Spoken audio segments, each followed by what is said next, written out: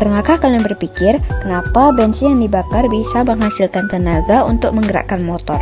Atau kenapa lilin bisa menyala lama padahal hanya berupa gumpalan kecil? Semua itu terjadi karena reaksi kimia.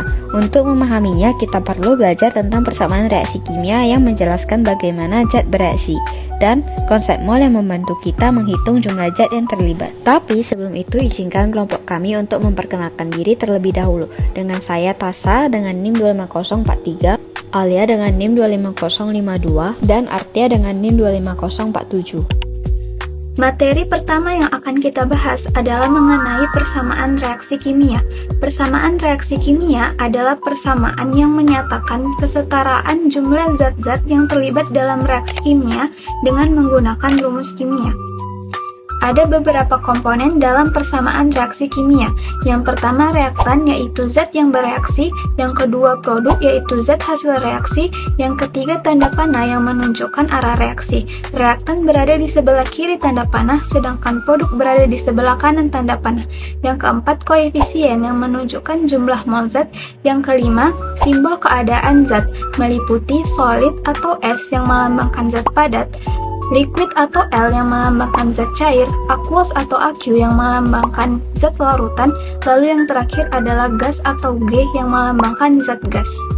Contoh persamaan reaksi kimia ada pada reaksi antara hidrogen dan oksigen dalam menghasilkan uap air. 2H2 gas ditambah O2 gas menghasilkan 2H2O gas. Dalam persamaan ini, 2H2 dan O2 merupakan reaktan, sedangkan 2H2O merupakan produk. H2 memiliki koefisien 2, sedangkan O2 memiliki koefisien 1. Lalu keduanya sama-sama bersifat gas. Dalam persamaan reaksi kimia, ada syarat yang harus dipenuhi, yaitu adanya kesetaraan di antara ruas kanan dan ruas kiri. Maka selanjutnya rekan saya Artia akan membahas penyetaraan reaksi kimia.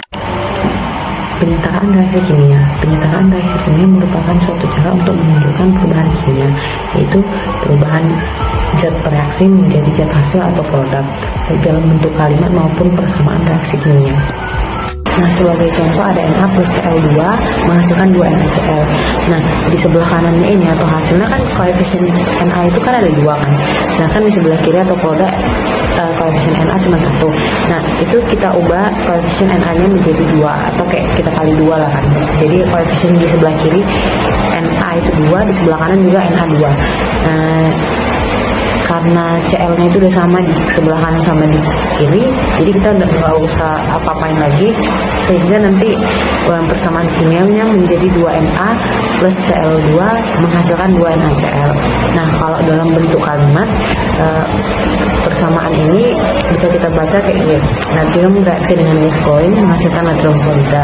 Nah, setelah disetarakan, 2 atom natrium bereaksi dengan 1 molekul klorin menghasilkan 2 molekul natrium klorida.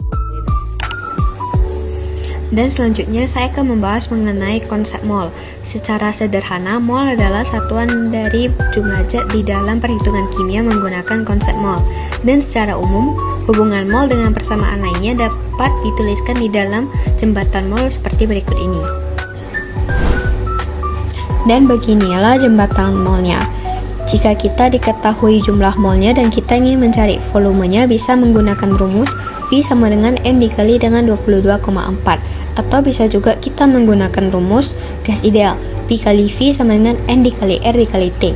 P-nya tekanan, satuannya ATM, V volume, satuannya L, N jumlah mol, R merupakan tetapan gas ideal 0,082 dan T-nya temperatur, satuannya Kelvin.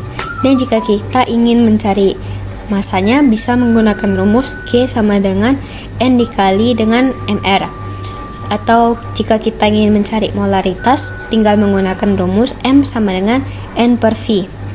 Atau jika kita ingin mencari jumlah partikel, kita menggunakan rumus jumlah partikel sama dengan N dikali dengan bilangan Avogadro.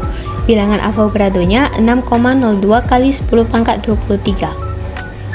Nah, kemudian kita masuk ke contoh soal. Diketahui reaksi Fe2O3 tambah 3CO menghasilkan 2Fe tambah 3CO2. Dan ditanya dari massa Fe2O3. Jadi karena di soal sudah diketahui massa dari Fe-nya yaitu 224 gram, kita tinggal mencari mol dari Fe-nya menggunakan rumus N sama dengan G per AR atau MR. G-nya karena ada diketahui 224, jadi per 56 menghasilkan 4 mol. Kemudian kita menggunakan prinsip perbandingan mol sama dengan perbandingan koefisien dibandingkan dengan Fe2O3, jadinya koefisien Fe2O3 nya 1 per koefisien dari Fe nya 2 dikali dengan mol dari Fe yaitu 4 menghasilkan 2 mol. Kemudian kita tinggal cari massanya menggunakan rumus G sama dengan N kali MR nya.